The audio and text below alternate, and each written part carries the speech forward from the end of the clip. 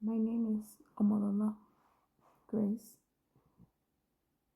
I'm from Grace United Church and I'm reading Genesis chapter 41 to chapter 44. 2 years passed and Pharaoh had a dream. He was standing by the Nile River. 7 cows came up out of the Nile, all shimmering with health and grazed on the marsh grass. Then 7 other cows, all skin and bones, came up out of the river after them and stood by them on the bank of the Nile. The skinny cows ate the 7 healthy cows. Then Pharaoh woke up. He went back to sleep and dreamed a second time. 7 years of grain, full bodied and lush, grew out of a single stalk. Then 7 more years grew up, but these were thin and dried out by the east wind. The thin years swallowed up the full, healthy years. Then Pharaoh woke up, another dream. When morning came, he was upset. He sent for all the magicians and sages of Egypt. Pharaoh told them his dreams, but they couldn't interpret them to him. The head cupbearer then spoke up and said to Pharaoh, I just now remembered something. I'm sorry. I should have told you this long ago. Once when Pharaoh got angry with his servant, he locked me and the head baker in the house of the captain of the guard. We both had dreams on the same night, each dream with its own meaning. It so happened that there was a young Hebrew slave there with us. He belonged to the captain of the guard. We told him our dreams, and he interpreted them for us, each dream separately. Things turned out as he interpreted. I was returned to my position, and the head baker was impaled. Pharaoh at once sent for Joseph.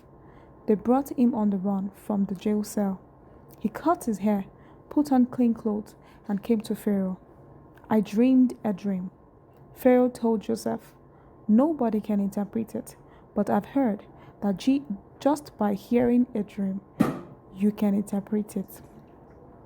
Joseph answered, not I, but God. God would set Pharaoh's mind at ease. Then Pharaoh said to Joseph, in my dream, I was standing on the bank of the Nile. 7 cows, shimmering with health, came out of the river and grazed on the marsh grass. On their heels, 7 more cows, all skin and bones, came up. I've never seen uglier cows anywhere in Egypt. Then the 7 skinny, ugly cows ate up the first 7 healthy cows, but you couldn't tell by looking. After eating them up, they were just as skinny and ugly as before. Then I woke up. In my second dream, I saw 7 years of grain, full-bodied and lush, growing out of a single stalk, and right behind them, 7 other years, shriveled, thin, and dried out by the east wind. And the thin years swallowed up the full years. I've told all this to the magicians, but they can't figure it out. Joseph said to Pharaoh, Pharaoh's 2 dreams both mean the same thing. God is telling Pharaoh what he is going to do. The 7 healthy cows are 7 years, and the 7 healthy years of grain are 7 years. They are the same dream. The 7 sick and ugly cows that follow them up are 7 years, and the 7 scrawny years of grain, dried out by the east wind, are the same 7 years of famine. The meaning is what I said earlier. God is letting Pharaoh in on what he is going to do. 7 years of plenty are on their way throughout Egypt, but on their heels will come 7 years of famine, leaving no trace of the Egyptian plenty. As the country is emptied by famine, there won't be even a scrap left of the previous plenty. The famine will be total. The fact that Pharaoh dreamed the same dream twice emphasizes God's determination to do this and do it soon. So, Pharaoh needs to look for a wise and experienced man and put him in charge of the country. Then Pharaoh needs to appoint managers throughout the country of Egypt to organize it during the years of plenty. Their job will be to collect all the food produced in the good years ahead and stockpile in the grain under Pharaoh's authority, storing it in the towns for food. This grain will be held back to be used later during the 7 years of famine that are coming on Egypt. This way, the country won't be devastated by the famine. This seemed like a good idea to Pharaoh and his officials. Then Pharaoh said to his officials, Isn't this man isn't this the man we need? Are we going to find anyone else who has God's spirit in him like this? So Pharaoh said to Joseph, You are the man for us. God has given you the inside story. No one is as qualified as you in experience and wisdom. From now on, you are in charge of my affairs. All my people will report to you. Only as king will I be over you. So Pharaoh commissioned Joseph and putting you in charge of the entire country of Egypt. Then Pharaoh removed a signet ring from his finger and slipped it on Joseph's hand.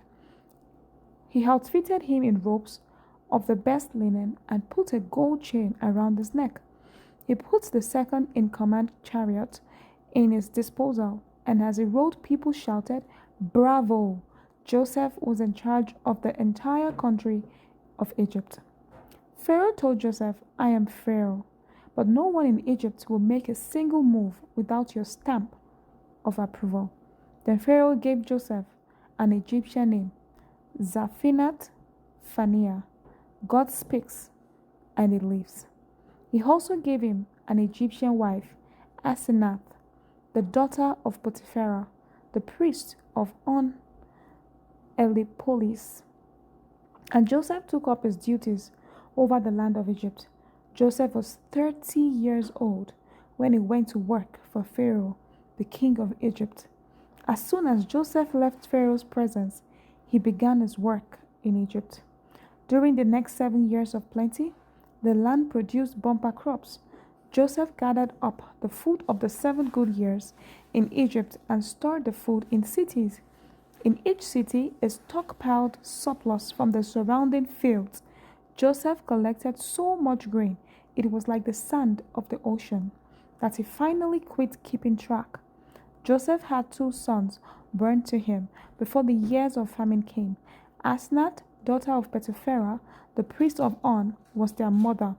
Joseph named the firstborn Manasseh, which means forget, saying, God made me forget all my hardships and my parental home.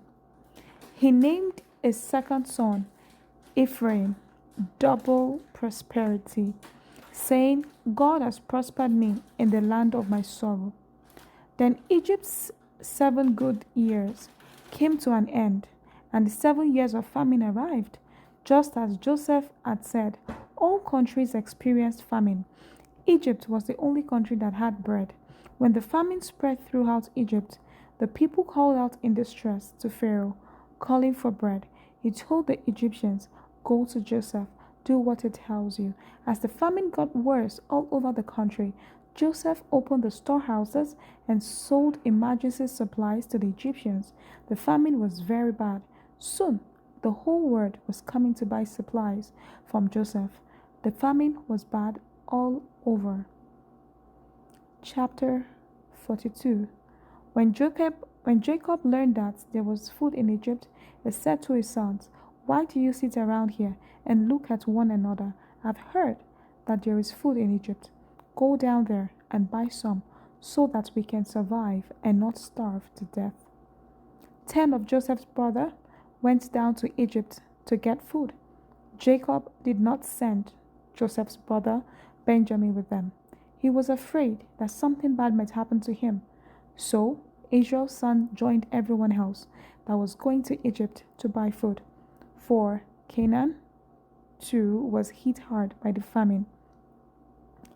Joseph was running the country. He was the one who gave out rations to all the people. When Joseph's brother arrived, they treated him with honor, bowing to him. Joseph recognized them immediately, but treated them as strangers and spoke roughly to them. He said, "Where do you come from?" "From Canaan," they said. "We've come to buy food." Joseph knew who they were, but they did not know who he was. Joseph, remembering the dreams he had dreamed of them, said, "You are spies. You've come to look for our weak spot." "No, master," they said. "We've only come to buy food. We are all the sons of the same man. We are honest men. Would never think of spying." They said, "No, you are spies. You've come to look for our weak spot." They said, "There were 12 of us brothers, sons of the same father, in the country of Canaan. The youngest is with our father, and one is no more." But Joseph said, "It's just as I said. You are spies. This is how I will test you. As Pharaoh lives, you are not going to leave this place until your younger brother comes here. Send one of you to get your brother, while the rest of you stay here in jail. We'll see if you're telling the truth or not. As Pharaoh lives, I say you are spies." Then he threw them into jail for 3 days. On the third day, Joseph spoke to them, "Do this and you will live. I'm a God-fearing man. If you are as honest as you say you are, one of your brothers will stay here in jail, while the rest of you take the food back to your hungry family. But you have to bring your youngest brother to me, confirming the truth of your speech, and not one of you will die." They agreed. Then they started talking among themselves. "Now we are praying for what we did to our brother.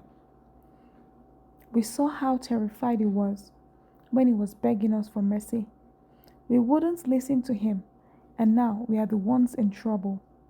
Reuben broke in. 'Didn't I tell you? Don't hurt the boy.' But no, you wouldn't listen, and now we are paying for his murder." Joseph had been using an interpreter, so they didn't know that Joseph was understanding every word. Joseph turned away from them and cried. When he was able to speak again, he took Simeon and had him tied up, making a prisoner of him while they all watched. Then Joseph ordered that their sacks be filled with grain, that their money be put back in its sack, and that they be given rations for the road. That was all done for them. They loaded their food supplies on their donkeys and set off. When they stopped for the night, one of them opened a sack to get food for his donkey. There, at the mouth of his bag, was his money. He called out to his brother, "My money has been returned. It's right here in my bag." They were puzzled and frightened. "What's God doing to us?" When they got back to their father Jacob, back in the land of Canaan, they told him everything that had happened. "The man who runs the country spoke to us roughly and accused us of being spies. We told him, 'We are honest. We are honest men and in no way spies.' There were 12 of us brothers, sons of one father. One is gone, and the youngest is with our father in Canaan. But the master of the country said, 'Leave one of your brothers with me. Take food to your starving families and go. Bring your youngest brother back to me, proving that you are honest men and not spies. And then I will give your brother back to you, and you will be free to come and go in this country.'" As they were emptying their food sacks, each man came on his purse of money. On seeing their money, they and their father were upset. Their father said to them, "You are taking everything I've got. Joseph's gone, Simeon is gone, and now you want to take Benjamin. If you have your way, I'll be left with nothing." Reuben spoke up, "I will put my 2 sons in your hands as hostages.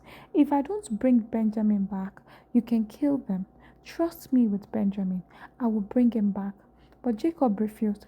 "My son will not go down with you. His brother is dead, and he is all I have left. If something bad happens to him on the road, you will put my great sorrowing head in the grave." Chapter 43. The famine got worse. When they had eaten all the food they had brought back from Egypt, their father said, "Go back and get some more food." But Judah said, "The man warned us most emphatically, you won't so much as see my face if you don't have your brother with you. If you're ready to release our brother to go with us, we'll go down and get you food. But if you're not ready, we aren't going. What would be the use? The man told us, you won't so much as see my face if you don't have your brother with you. Israel said, why are you making my life so difficult? Why did you ever tell the man you had another brother? They said, the man pressed us hard, asking pointed questions about our family. Is your father alive? Do you have another brother? So we answered his questions. How did we know that he would say, bring your brother here? Judah pushed his father Israel. Let the boy go. I will take charge of him. Let us go and be on our way. If we don't get going, we are all going to starve to death. We and you and our children too. I'll take full responsibility for his safety. It's my life on the line for his. If I don't bring him back safe and sound, I'm the guilty one. I will take all the blame. If we had gone ahead in the first place instead of procrastinating like this, we could have been there and back twice over. Their father Israel gave in. If it has to be, it has to be. But do this. Stuff your packs with the finest products from the land you can find and take them to the man as gift. Some balm and honey, some spices and perfumes, some pistachios and almonds, and take plenty of money. Pay back double what was returned to your sacks. That might have been a mistake. Take your brother and get going. Go back to the man, and may the strong God give you grace in that man's eyes, so that he will send back your other brother along with Benjamin. For me, nothing is left. I've lost everything. The men took the gift, doubled the money and Benjamin. They lost no time in getting to Egypt and meeting Joseph. When Joseph saw that they had Benjamin with them, he told his house steward, take these men into the house and make them at home. Butcher an animal and prepare a meal. These men are going to eat with me at noon. The steward did what Joseph had said and took them inside. But they became anxious when they were brought into Joseph's home, thinking it's the money. He thinks we ran off with the money on our first trip down here. And now it's got us where you want us. He is going to turn us into slaves and confiscate our donkeys. So they went up to Joseph's house steward and talked to him in the doorway. They said, listen, master, we came down here one other time to buy food. On our way home, the first night out, we opened our bags and found our money at the mouth of the bag, the exact amount we paid. We've brought it all back and have plenty more to buy more food with. We have no idea who put the money in our bags. The steward said, everything is in order. Don't worry. Your God and the God of your father must have given you a bonus. I was paid in full, and with that he presented Simeon to them. He then took them inside Joseph's house and made them comfortable, gave them water to wash their feet, and saw to the feeding of their donkeys. The brothers spread out their gift as they waited for Joseph to show up at noon. They had been told that they were to have dinner with him. When Joseph got home, they presented him with the gift they had brought and bowed respectfully before him. Joseph welcomed them and said, and your old father, whom you mentioned to me, how is he? Is he still alive? They said, yes, your servant, our father, is quite well, very much alive. And they again bowed respectfully before him. Then Joseph picked out his brother, Benjamin, his own mother's son. He asked, and is this your youngest brother that you told me about? Then he said, God be gracious to you, my son. Deeply moved on seeing his brother and about to burst into tears, Joseph hurried out into another room and had a good cry. Then he washed his face, got a grip on himself, and said, "Let's eat." Joseph was served at his private table, the brothers off by themselves, and the Egyptians off by themselves. Egyptians won't eat at the same table with Hebrews. It's repulsive to them. The brothers were seated facing Joseph, arranged in order of their age, from the oldest to the youngest. They looked at one another, wide-eyed, wondering what would happen next. When the brothers' plates were served from Joseph's table, Benjamin's plates came piled high, far more so than his brothers. And so the brothers feasted with Joseph, drinking freely. Genesis chapter 44. Joseph ordered his house steward, "Fill the men's bag with food, all they can carry, and replace each one's money at the top of the bag. Then put my chalice, my silver chalice, on the top of the bag of the youngest, along with the money for his food." He did as Joseph ordered. At break of day, the men were sent off with their donkeys. They were barely out of the city when Joseph said to his house steward, "Run after them. When you catch up with them, say, 'Why did you pay me back evil for good? This is the chalice my master drinks from. He also uses it for divination. This is outrageous.'" He caught up with them and repeated all this word for word.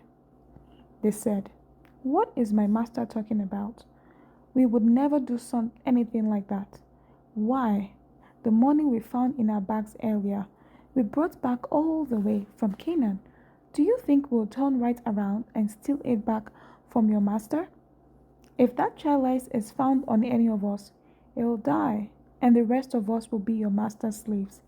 The steward said, "Very well then, but we won't go that far. Whoever is found with the chalice will be my slave. The rest of you can go free."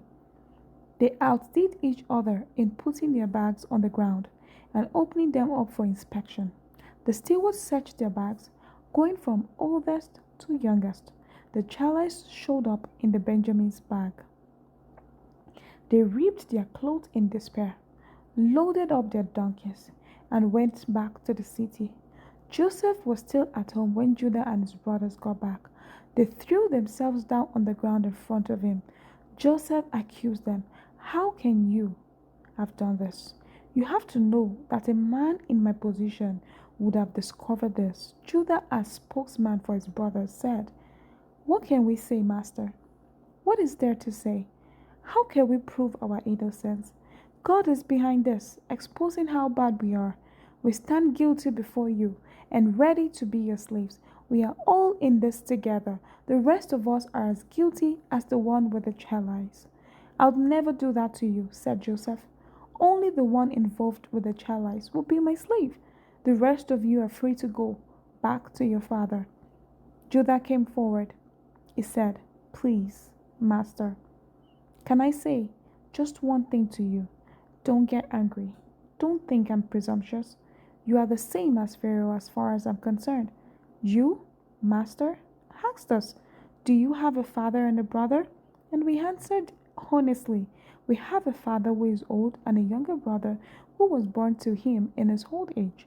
His brother is dead, and he is the only son left from that mother, and his father loves him more than anything.' Then you told us, 'Bring him down here so I can see him.' We told you, Master, that it was impossible. The boy can leave his father. If he leaves, his father will die. And then you said, 'If your youngest brother doesn't come with you, you won't be allowed to see me.' When we returned to our father, we told him everything you said to us. So when our father said, 'Go back and buy some more food,' we told him flatly, 'We can't. The only way we can go back is if your youngest brother is with us. We aren't allowed to even see the man if our youngest brother doesn't come with us. Your servant, my father, told us. You know very well that my wife gave me 2 sons. One turned up missing. I concluded that it would be ripped to pieces. I've never seen him since. If you now go and take this one and something bad happens to him, you will put my old great grieving head in the grave for sure.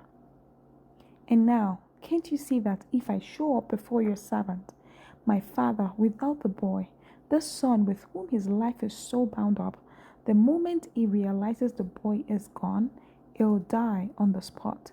He'll die of grief, and we, your servants who are standing here before you, will have killed him. And that's not all. I got my father to release this boy to show him to you by promising, if I don't bring him back, I'll stand condemned before you, Father, all my life. So let me stay here as your slave, not this boy. Let this boy go back with his brothers. How can I go back to my father if the boy is not with me? Oh, don't make me go back and watch my father die in grief. May God bless the reading of his word.